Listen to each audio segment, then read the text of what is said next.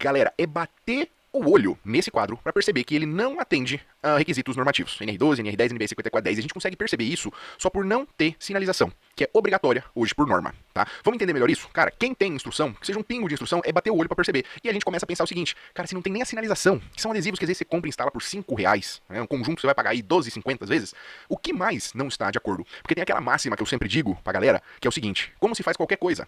É como se faz tudo. Então, se você não atende que seja um item normativo, você já pode esperar que existem outras coisas que não estão conforme. Por isso que eu digo que é bater o olho para perceber que o projeto todo não está de acordo, tá? E a gente já viu alguns pontos aí, vamos ver outros ainda. Vamos ver então o que a norma diz especificamente sobre a sinalização?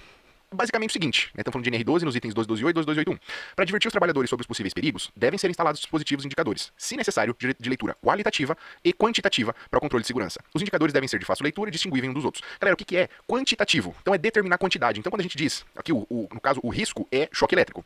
Então você está descrevendo o que é de maneira qualitativa. E quantitativamente, cara, esse quadro, por exemplo, seria em 220 volts, então, que é uma tensão perigosa, né? Além disso, a gente traz outros dizeres, né? Perigo, isso é perigoso, apenas manuseio de pessoal autorizado e muitas outras coisas, tá? Isso é normatizado e tem que ter. Se a gente for ver a NR26, que ela vai trazer também sobre sinalizações e perigo, a rotulagem preventiva deve conter os seguintes elementos. Pictograma de perigo, ou seja, são esses ditos símbolos aqui. E esse aqui indica perigo, risco de choque elétrico. Esse aqui indica perigo, atenção, tá? Então tem que trazer pictograma e tem que trazer a palavra de advertência.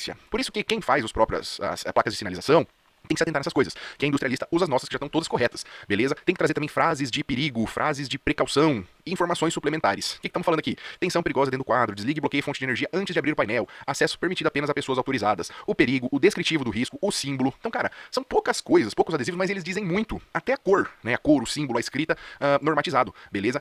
Olhando um quadro elétrico, aqui, por exemplo, que esteja conforme, a gente já vai perceber que não é muita coisa.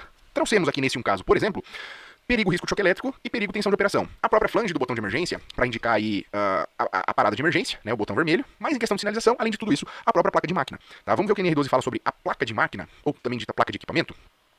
Bom, antes da gente ver a placa, deixa eu só mostrar pra vocês. Aqui eu uso e eu ensino os alunos aí, dá uma olhadinha, tem exemplos aqui, eu vou mostrar a imagem ali pra ficar melhor, a fazer esse tipo de placa de sinalização, gravada a laser, tá? Esse aqui é um ABS bilaminado gravado a laser. É bem chatinho de você ter a gravadora correta, parametrizar ela, pra você tirar a qualidade dela, mas o acabamento fica absolutamente fenomenal. Inclusive, a própria placa de máquina, que é essa que você vê ao centro aí, ela é altamente customizada. Essas outras que a gente falou há pouco, perigo, atenção de operação, comando assim, assado, flange, o risco de choque elétrico, tá? São padrão, né? Agora, essa daqui, com marca, modelo, tipo, capacidade de fabricação, número de série, registro empresarial, tensão de trabalho, frequência, número de fases, corrente máxima, potência máxima, capacidade de interrupção de corrente e peso, altamente customizada. E, já que vai fazer as placas, né, você que não seja louco de vender um projeto topíssimo e não botar a sua marca aí no projeto, tá? Então, se a gente for ver, falei, mas isso se traduz aqui em pequenas coisas, né? Então, perigo, risco de choque elétrico, tensão de operação, flange do botão de emergência, placa de máquina e pronto. E pra você que gosta desse tipo de conteúdo, segue a página, mano. Te vejo na próxima.